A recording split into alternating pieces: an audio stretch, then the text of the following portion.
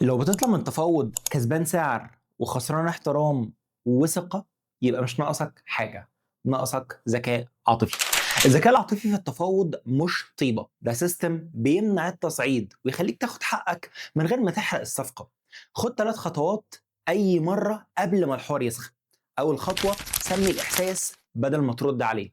بدل ما تقول مش منطقي، قول حاسس إن في قلق من ناحية الميزانية أو المخاطرة، صح؟ الجملة دي بتكسر التوتر وتفتح باب للكلام. تاني خطوة، افصل الموقف عن المصلحة.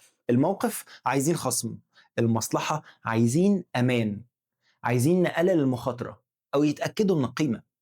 اسأل إيه اللي يطمنكوا أكتر، ضمان، جدول تسليم، نتائج واضحة. تالت خطوة، تبادل بدل تنازل. مفيش خصم كده وخلاص، بس أقدر أتحرك في السعر لو زودنا مقدم أو قللنا السكوب أو مددنا مدة التسليم. التفاوض الصح مش تنازل، ده تبادل. ومش لازم تبقى اجتماعي عشان تعرف تنجح في النيجوشيشن أو التفاوض، بس لازم تعرف تكون بتدير مشاعرك صح.